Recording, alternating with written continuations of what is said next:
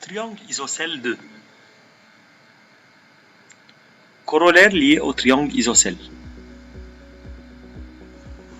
Corollaire 1. Ça, c'est un triangle isocèle en A. D est le milieu de BC.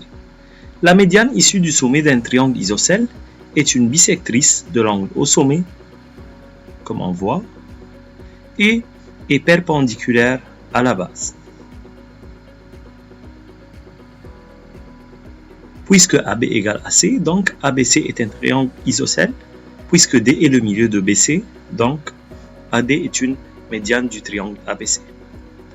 Et donc, AD est perpendiculaire à BC, et aussi AD est la bisectrice de l'angle BAC.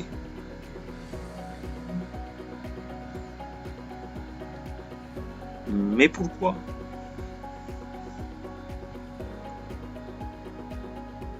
Les deux triangles ABD et ACD sont deux triangles superposables, car leurs côtés respectifs ont même longueur, et tu vois la démonstration devant toi.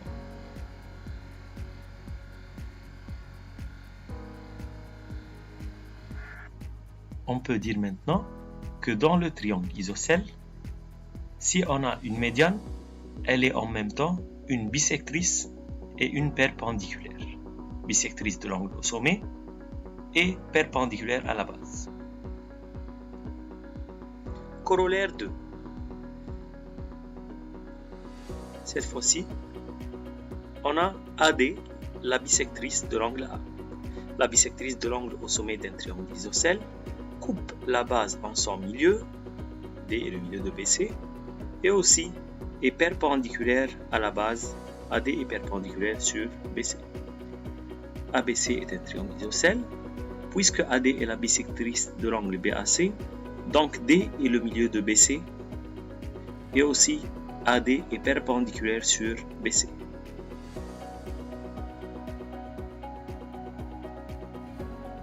Et pourquoi? Aussi, ces deux triangles sont deux triangles superposables, car ils ont deux côtés respectifs de même longueur et l'angle compris entre eux de même mesure. Et de la superposition, on déduit les autres conséquences. Et comme résumé, on peut dire que la bisectrice de l'angle au sommet d'un triangle isocèle n'est pas seulement une bisectrice, mais elle est une médiane et aussi elle est perpendiculaire à la base. Corollaire 3. Le même triangle isocèle,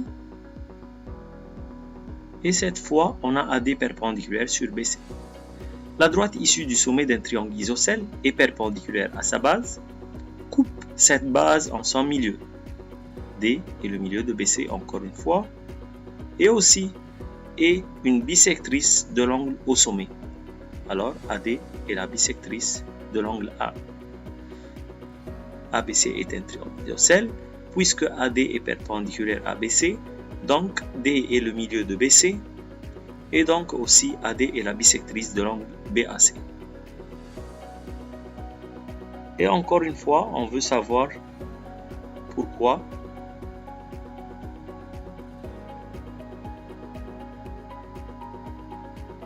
Aussi, ces deux triangles sont superposables, et c'est le cas particulier de triangles des rectangles ayant l'hypoténuse de même longueur et un côté de l'angle droit de même longueur. Et de la superposition, on voit les résultats devant nous. Et maintenant, on peut dire que la perpendiculaire tracée du sommet d'un triangle isocèle est une médiane à la base et aussi une bisectrice de l'angle au sommet.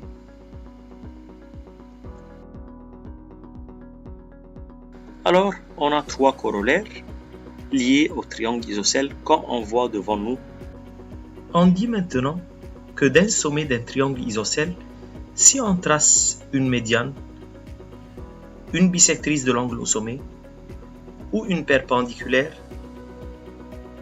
il y aura deux autres résultats.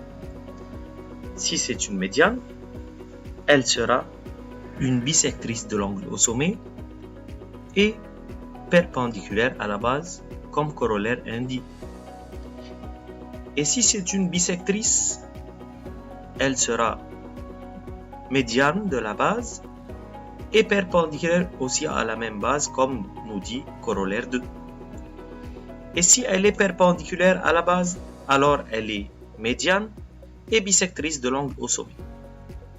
On peut dire perpendiculaire, médiane, bisectrice.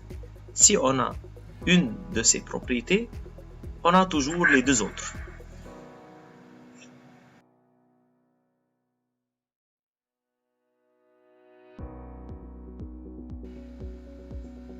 Exercice. Dans la figure ci-contre, AB égale AC, BC égale 10 cm, mesure de l'angle BAD égale 30 degrés, AD est perpendiculaire sur BC, trouve la longueur de BD et AD, et quel est le nombre d'axes de symétrie du triangle ABC. Puisque AB égale AC, alors c'est un triangle isocèle, et puisque AD est perpendiculaire sur BC, donc on a devant nous maintenant un des trois corollaires. Premier résultat que D est le milieu de BC, et alors BD égale CD égale 10 sur 2 égale 5 cm. AD est une médiane maintenant. Puisque BAD égale 30 degrés et ADB égale 90 degrés, donc AB égale 2BD égale 2 fois 5 égale 10. On a déjà étudié ça dans la médiane, dans la leçon de la médiane. Et on peut déterminer la longueur de AD en utilisant le théorème de Pythagore. AD au carré égale AB au carré moins BD au carré. Ça fait 5 racines carrées de 3 cm.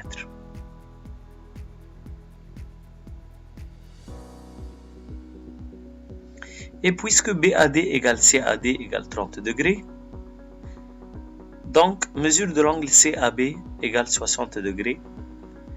Donc ABC c'est un triangle équilatéral, n'est pas un triangle isocèle, car c'est un triangle isocèle qui a un angle de mesure 60 degrés et on sait maintenant qu'il a 3 axes de symétrie.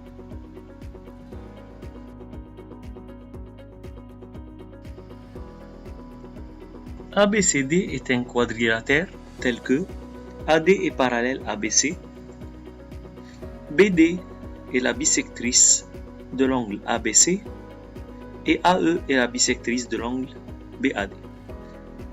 Démontre que AD égale AB, AE perpendiculaire sur BD et BE égale ED. Puisque BD est la bisectrice de l'angle BAC, donc mesure de l'angle ABD égale mesure de l'angle DBC. Et puisque AD est parallèle à BC et DB est une séquente, donc mesure de l'angle ADB égale mesure de l'angle DBC alterne interne. De 1 et 2, mesure de l'angle ABD égale mesure de l'angle ADB dans le triangle ABD, puisque mesure de l'angle ABD égale mesure de l'angle ADB, donc c'est un triangle isocèle et AB égale AD. Et puisque AE est la bisectrice de l'angle BAD, donc mesure de l'angle BAE égale mesure de l'angle DAE. Et du corollaire, on peut dire que AE est perpendiculaire sur BD et BE égale ED. Regarde la réponse encore une fois. Et enfin, merci pour votre attention.